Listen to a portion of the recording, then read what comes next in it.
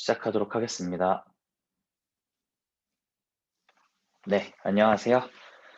심플 앱리스트 컨분해이라는 주제를 가지고 CNN으로 앱리스트 분류하기 태스크를 맡게 된 김용담이라고 합니다. 네, 저는 이제 오늘 케라스 러닝데이에 지금 보시는 것 같은 예제를 이제 케라스를 통해서 함께 공부해보는 시간을 가지도록 할 거고요.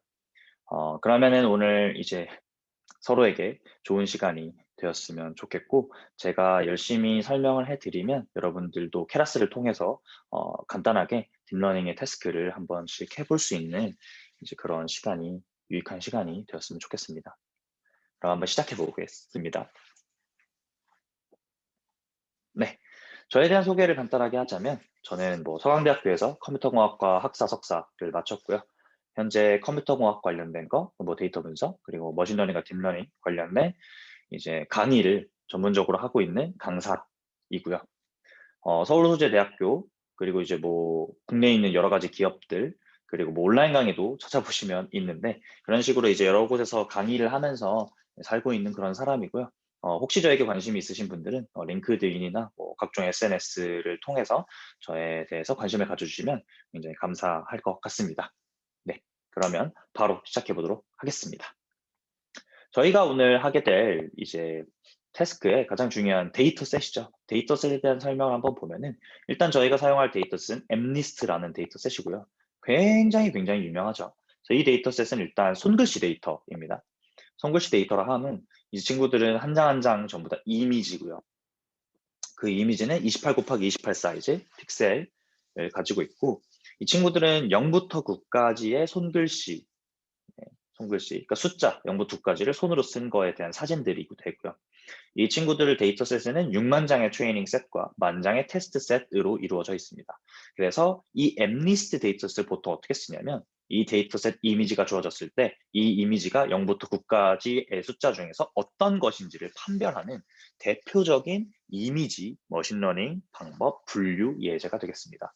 그래서 캐글에 가셔서도 보시면은 맨 앞에 엠리스트 데이터셋 관련해서 이제 태스크가 있고요. 그리고 여러 가지 이제 강의나 아니면은 교육기관 같은 데서 이제 여러 가지 공부를 하게 되면 예제로 제일 먼저 나오는 태스크가 엠리스트가 되죠. 지금은 이제 너무나 유명해지고 데이터셋이고, 데이터셋 되게 오래 써요. 89년도인가에 만들어져서 굉장히 오래됐는데, 이 오래된 데이터셋을 가지고 우리가 할 수 있는 것들은 사실 많지 않지만, 공부를 할 때 처음으로 가장 간단하게 돌려볼 수 있고 확인해 볼 수 있는 예제이기 때문에 지금 이 강의를 들으시는 분들은 딥러닝을, 그리고 머신러닝을, 인공지능 관련 기술들을 처음 접했다고 가정을 하고 이제 제가 한번 진행을 해보도록 하겠습니다. 자, 그럼 저희가 이제 사용하게 될 모델은 컨볼루션 뉴럴 네트워크라고 하는 이제 모델을 사용을 하게 되고요. 이 친구는 이제 이미지 분류를 위한 딥러닝 모델이 되고요. 지금 요즘에는 이제 CNN이라고 하는, 이 컨볼루션 뉴럴 네트워크를 줄여서 CNN이라고 하는데, 이 CNN이라고 하는 기술이 굉장히 많은 곳에 사용을 합니다. 이미지 분류 아니더라도 굉장히 많은 곳에 사용을 하는데, 첫 시작은 이제 이미지 분류에서 굉장히 큰 성능을 보여줬고요. 그 이후에 이미지 분류에서 굉장히 파워풀한 성능을 보여주자 다른 태스크들, 오브젝트 디텍션, 이미지 세그멘테이션 등등등에 모두 사용이 되고 있습니다. 그래서 이 CNN이라는 기술은 2012년도에 이제 이미지 클래시피케이션 대회가 있어요. 그 대회에서 알렉스넷이라는 구조가 등장을 하면서 엄청나게 높은 성능을 발휘를 하면서 딥러닝의 시대를 이끌게 된 모델입니다. 그래서 이 CNN이라는 모델 굉장히 기념비적인 모델이면서 성능도 굉장히 파워풀하고 지금 현재 굉장히 많은 곳에 쓰이고 있는 유명한 모델이기 때문에 저희도 이 모델을 이제 배워보는 거죠. 엠리스트라는 데이터셋을 가지고. 자, 그러면 엠리스트 데이터셋을 만약에 이 CNN이라는 걸로 학습을 시켰을 때 어떻게 되는가에 대한 이제 이쁜 도식도를 가지고 왔습니다. 이 도식도는 저희가 실제로 사용하게 될 모델과 1대1 매칭이 되는 모델은 아닌데, 이제 엠리스트에서 CNN을 사용하는데 굉장히 이해를 이제 하기 쉬운 그림이라서 가지고 왔고요. 일단은 맨 앞에부터 한번 보시죠. 맨 앞에 보면 이 CNN이라는 데이터셋은 여기 앞에 이미지가 있고요. 이 이미지는 28 곱하기 28 사이즈를 가지고 있습니다. 그래서 28 곱하기 28 사이즈 한 장에 들어오면 여기에 컨볼루션이라는 연산이 수행이 되는데, 이 컨볼루션이라는 연산은 이제 어떤 특징을 가지고 있냐면, 이 이미지의 이제 전문 용어로는 스파셜 로컬리티 속도라고 부르는데 어떤 특정 영역에 있는 이미지 특징을 파악하는 연산이 됩니다. 그래서 이 컨볼루션이라는 연산을 사용하는 뉴럴 네트워크를 컨볼루션 뉴럴 네트워크라고 하고요. 이 CNN의 구조에서 컨볼루션은 이제 이미지의 어떤 지역적인 특징을 추출을 해서 그 추출된 걸 가지고 이제 어떤 특정 레이어 뭐 또는 특정 이제 액티베이션 맵이라고 하는데 이거를 구성을 하게 되고 이것들이 쭉쭉쭉 진행돼서 맨 마지막에 0부터 9 중에서 어떤 거냐라고 하는 게 지금 이 전체적인 CNN의 모델이 되고요. 그 첫 번째인 컨볼루션 연산에는 총 3개의 파라미터가 있는데요. 첫 번째는 패딩 사이즈. 패딩이라 하면 뭐냐면 지금 여기에 있는 특징을 뽑는다고 했잖아요. 이제 그걸 어떻게 뽑으면은 이 이미지 크기가 줄어들게 됩니다. 왜냐하면 특징을 뽑았기 때문에 정보를 줄인 거죠. 추출을 해서. 그렇게 되면 사이즈가 줄어드는데 여기에다가 이제 패딩이라고 하는 거를 여기다 다닥다닥 붙이면은 제로 패딩이라고 하는데 0을 붙이면은 이 사이즈가 줄어들지 않게 돼요. 그래서 패딩을 써주게 되면은 뭐 사이즈를 어느 정도 유지할 수 있는 그런 거. 두 번째, 커널. 커널이라고 하는 거는 여기에 있는 이 네모의 사이즈, 네모의 크기를 얘기하는데 3x3라고 하면 3 곱하기 3 커널이라는 뜻이 되고요. 이 3x3만큼 해당 영역에서 특징을 뽑게 됩니다. 그러면 커널 사이즈를 통해서 특징을 추출한 게 여기 있는 이 연두색이 되고요. 스트라이드라고 하는 거는 얘가 움직이는 크기인데 기본적으로 컨볼루션 연산은 왼쪽 위에서 시작해서 오른쪽 아래까지 쭉 움직이게 되는데 스트라이드를 1이라고 하면 한 칸씩 움직이는 뜻이 됩니다. 그렇게 해서 연산을 하면 지금 보시는 여기 있는 32 곱하기 28 곱하기 28의 사이즈가 되고요. 여기가 32가 되는 이유는 여기에는 지금 그림에 설명이 안 나와 있는데 여기 곱하기 뎁스라고 하는 그러니까 여기 뒤에 있는 여기 크기 있잖아요. 요 코너를 몇 번 수행할 거냐. 총 32개를 하겠다고 하면은 32개의 뎁스를 가지게 됩니다.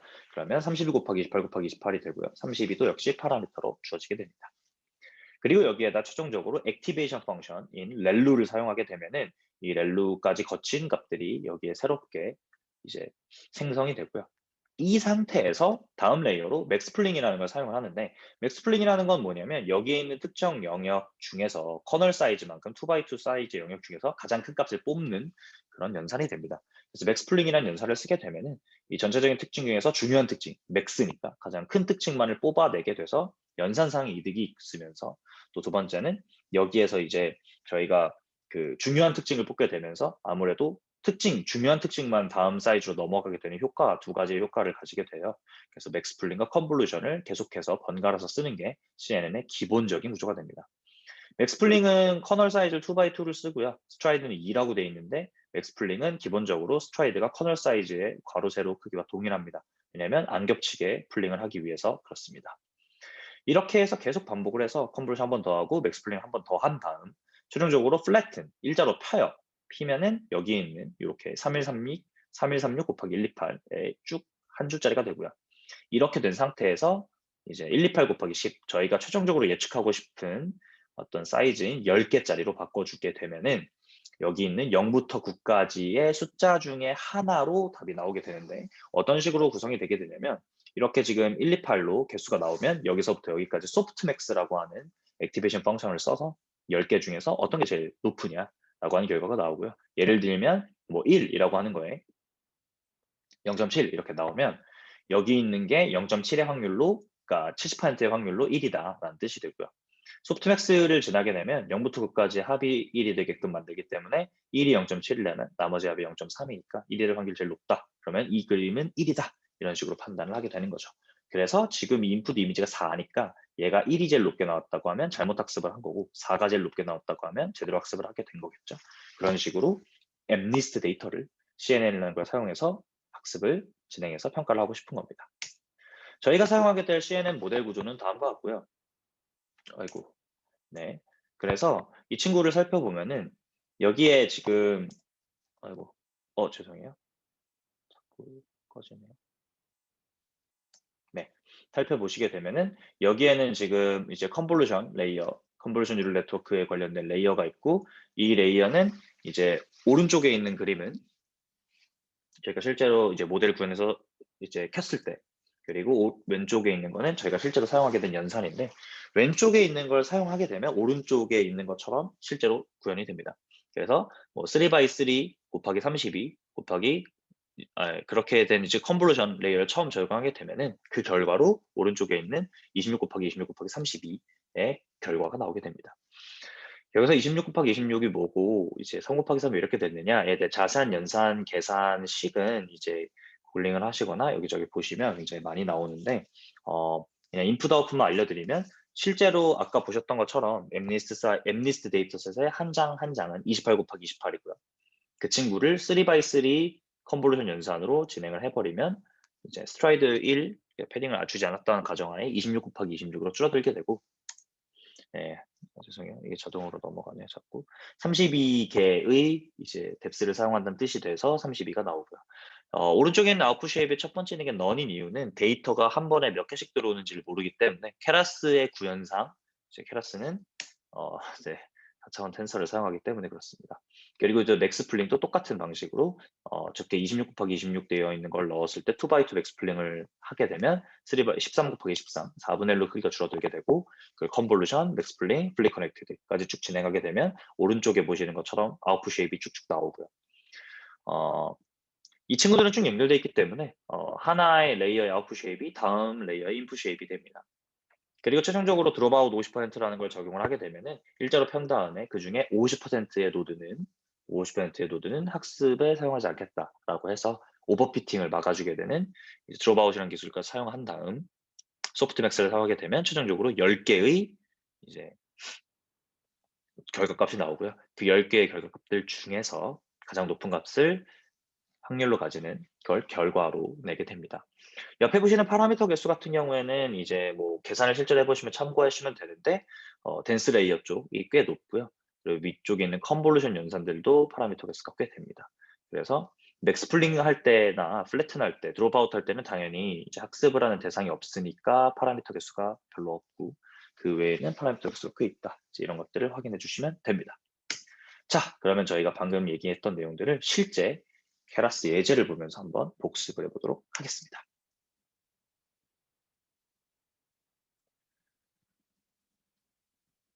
네.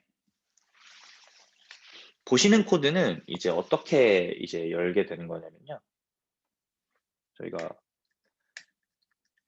keras.io를 가시면 여기에 굉장히 많은 이제 여러 가지 공부할 것들이 있습니다. 케라스의 본 페이지인데 여기 이제 get started를 들어가면 여러 가지가 있고요. 왼쪽에 보시면 코드 examples가 있습니다. 저희는 여기에 있는 example들을 사용을 할 건데요. 여기에서 제가 사용할 건 simple amnist component이라고 되어 있는 예제이고요. 이걸 눌러주시면 심플 엠니스트 컴포넌트에 대한 여러 가지 설명들이 나오는데 보시면 프랑슈아 졸레 이거 케라스 만드신 분이 직접 만드신 예제고요. 밑에는 코드에 대한 설명들이 이쁘게 나와 있는데 저희는 이걸 실제로 돌려보면서 하고 싶으니까 뷰잉 콜랩을 해서 콜랩에서 켜보도록 하겠습니다. 네, 그러면 이렇게 켜질 텐데 지금 보시면은 이거는 방금 눌러서 바로 켜진 콜랩이기 때문에 저희는 이거를 저희의 구글 드라이브에 복사해서 쓸 거예요. 그래야 저희가 이 결과를 저희 구글 드라이브에 저장할 수 있기 때문에 여기에 보이시는 드라이브로 복사 이걸 눌러주시면 이제 이 친구의 사본이 만들어지면서 저의 구글 드라이브에 얘가 따로 저장이 되게 됩니다. 네, 이렇게 짠 하고 나오고요. 이 코드는 방금 얘기를 드렸지만 엠니스트 데이터셋을 컨볼루션 뉴럴 네트워크라는 걸 통해서 실제로 학습을 해보고 평가를 해보는 코드고요. 케라스를 이용해서 당연히 짜겠죠. 자, 이 코드를 실행하기 전에 콜랩을 혹시 처음 보시는 분들이 있을까봐 간단 요약을 하게 되면 콜랩 같은 경우에는 웹을 통해서 이제 딥러닝이나 머신러닝을 공부하기 굉장히 편하게 이제 주피터 노트북 환경을 제공을 해주고요. 구글 측에서 이제 VM 가상 머신을 띄워줘서 그 가상 머신에서 CPU나 GPU 그리고 다양한 여러 라이브러리들을 손쉽게 설치에 큰 이슈 없이 사용할 수 있는 그런 환경을 콜랩이라고 합니다. 구글 콜랩 같은 경우는 굉장히 딥러닝을 공부할 때 편한 툴이라서 초반에 공부를 하실 때는 콜랩을 많이 사용하시면 좋을 것 같아요. 그럼 한번 시작을 해보도록 하겠습니다. 첫 번째 이제 라이브러리를 가지고 와야겠죠. 저희는 케라스 라이브러리를 가지고 올 거고요. 계산을 위해서 numpy 라이브러리 역시 함께 불러오도록 하겠습니다. Shift 엔터를 쳐서 실행을 해주시게 되면은 이쪽에 할당 중 연결 중 하면서 그 방금 말씀드렸던 가상 머신을 띄우게 되고요. 그 친구가 연결이 되면 바로 이렇게 실행이 되면서 무리 없이 실행이 되는 걸 확인할 수가 있습니다. 자, 그럼 밑에 보면은 prepare the data라고 하는 게 나오는데 이 prepare the data 파트는 데이터를 이제 불러오고 준비를 하는 건데요. 처음에 보시면은 저희의 목표인 10개, 0부터 9까지의 손글씨 10장을 분류해야겠다. 그리고 이 친구는 28 곱하기 10 곱하기 1, 28 곱하기 28 사이즈를 한 장씩 쓰겠다라고 하는 의미가 되고요. 클래스에서는 input shape이 3D 텐서 형태로 들어와야 되기 때문에 3D 텐서 형태로 들어가게 되기 때문에 이렇게 정의를 하고요. 보시면은 케라스에서 저희가 엠리스트를 가지고 올 때 이런 식으로 가지고 오는데요. 케라스에 있는 데이터셋에 있는 엠리스트를 불러오세요라고 하는 의미가 되고요. 이 함수에 대한 자세한 설명을 보고 싶으신 분들은 콜랩은 이렇게 함수에 커서를 올려놓으면 그 해당 함수에 대한 설명이 나오기 때문에 보시면은 뭐 this is a data set of 16,028 by 28 grayscale images of the 10 digits along with the test set of 10,000 images 이렇게 나오죠. 6만 개의 트레이닝 셋과 1만 개의 테스트 셋으로 이루어져 있는 28 곱하기 28 그레이스케일 이미지다. 그래서 이 친구에 대한 자세한 설명을 보고 싶으신 분들은 또 코드를 원본을 더 보시면 될 것 같고요. 이렇게 해서 불러올 때 가장 중요한 거 왼쪽에 있는 이 세팅. 요거는 거의 외우시면 됩니다. 케라스에서 이렇게 일부 제공을 하는 거기 때문에 xtrain, ytrain, xtest, ytest를 튜플 형태로 이렇게 여기서부터 여기까지는 외우시면 돼요. 이렇게 그대로 쓰면 트레인과 테스트로 스플릿이 된 데이터셋이 자동으로 넘어오게 됩니다. 그 다음에 이제 여기 있는 두 줄은 실제 입력받은 데이터셋은 0부터 255 사이에 있는 이제 흑백 값들, 실제 픽셀 값이 되어 있는데 저희는 그걸 0과 1 사이의 값으로 스케일링, 노멀라이제이션을 하기 위해서 255로 나눠주고 플로트 32로 데이터 변환을 해줍니다. 그렇게 되면은 이 친구들이 0과 1 사이의 실수값을 가지는 28 곱하기 28 이미지가 되고요. 그 친구들을 이제 익스펜드를 해주면은 한 줄짜리 이렇게 쫙 펴집니다. 그래서 이 친구들을 28 곱하기 28 곱하기 1로 만들어준 다음에 X 트레인의 쉐입과 테스트의 쉐입을 한번 체크를 해보고요. 맨 밑에 이제 여기 보시면은 utils to 카테고리라고 되어 있는데 이거는 뭐냐면 저희가 실제로 어떤 결과를 볼 때 이제 클래스 벡터라고 하는 거를 클래스 매트릭 뭐 바이너리 클래스 매트릭스라는 걸로 바꿔주는 건데 이거는 케라스 내부에서 실제로 이진 분류를 할 때 이제 이거를 어떻게 사용을 할 거냐라는 걸로 바꿔주는 건데요. 예를 들면 0, 1, 2, 3, 4, 5, 6, 7, 8, 9 중에 하나인 4라고 하는 게 있으면 이 4라는 걸 어떻게 표시하느냐 지금의 경우에는 0, 0, 0, 1, 0, 0, 0, 0, 0 이런 식으로 네 번째 인덱스를 1로 세팅하는 걸로 너는 네 번째 거구나 이런 걸로 바꿔주겠다는 의미가 됩니다. to categori라는 함수는. 그래서 이 친구까지 실행을 해주시게 되면 데이터를 다운로드 받고 우리가 보는 것처럼 6만 개의 트레이닝 샘플, 1만 개의 테스트 샘플이 있다는 걸 확인할 수가 있고요. 자, 여기 이제 모델을 빌드를 할 건데 클래스에서 굉장히 많이 쓰는 시퀀셜이라는 객체를 사용합니다.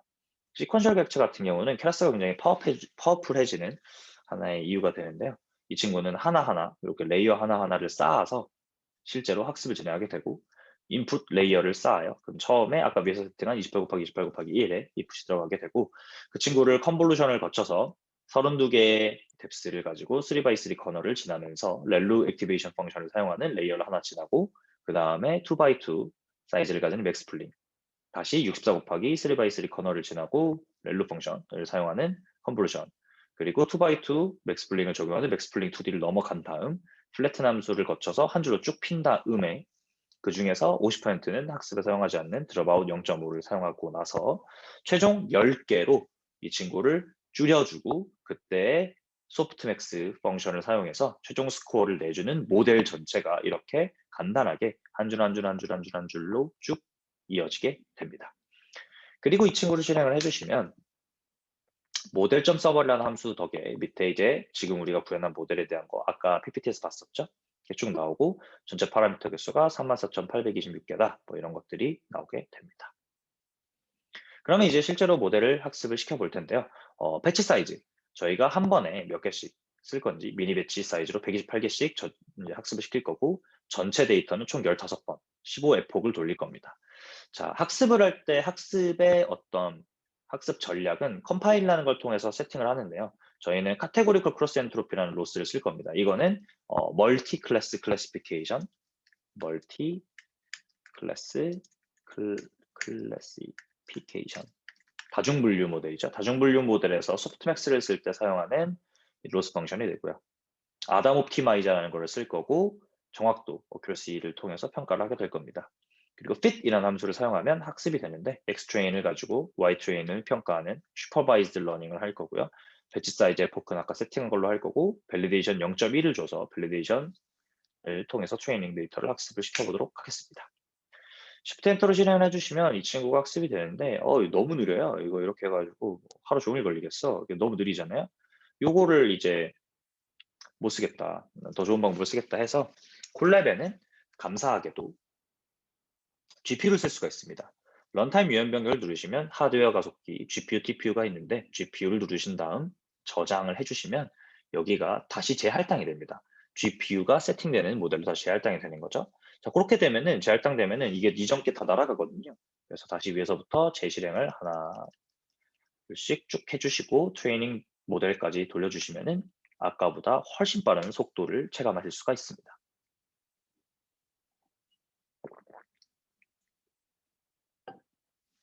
채색하는데 시간이 좀 걸리기 때문에 아까보다 훨씬 빠르죠? 이래서 학습을 할 때는 GPU를 쓰는 게 좋습니다.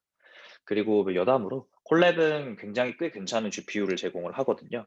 근데 GPU의 종류가 여러 개가 있어요. 그래서 그 여러 개가 있는데 그 중에서 어떤 게 이제 자동으로 할당이 될지는 아무도 모릅니다. 그래서 할당이 된 다음에 NVIDIA SMI 이런 명령을 통해서 현재 할당된 GPU를 확인할 수가 있긴 한데 꽤 괜찮은 GPU를 무료로 제공해 주기 때문에 이런 퍼포먼스를 볼 수가 있고요. 보시면은 이제 트레이닝이 로스가 쭉 떨어지면서 학습이 굉장히 잘 됐다는 걸 볼 수 있고 어큐러시가 에폭 2번 만에 0.96으로 올라가고 쭉 계속 올라서 99 가까이 올라갔고요. 그에 동시에 만약에 밸리데이션 로스가 올라가거나 밸리데이션 어큐러시가 떨어지면은 학습이 오버피팅 되면서 망한 건데 로스도 잘 떨어지고 밸리데이션 어큐러시도 잘 올라가는 것을 확인할 수 있습니다. 그래서 최종적으로 evaluate 함수를 통해서 테스트까지 해보게 되면은 저희는 최종적으로 0.99에 해당하는 어마어마한 성능을 내는 CNN 모델을 만들었고 학습하고 평가까지 완료를 하게 되었습니다. 네, 이것으로 이제 심플엠리스트 컨브넷을 이용한 심플엠리스트 분류를 하는 예제를 같이 공부를 해봤고요. 네, 이번 예제를 통해서 처음 딥러닝에 입문하시는 분들이 웹리스트 데이터셋을 분류할 수 있는 모델을 케라스로 한번 짜보고 그거를 통해서 여러 가지 공부를 할 수 있었으면 좋겠습니다. 네, 그러면 저는 여기까지 하고 인사를 드리도록 하겠습니다. 다음에 좋은 기회가 있으면 또 좋은 기회로 만났으면 좋겠습니다. 감사합니다.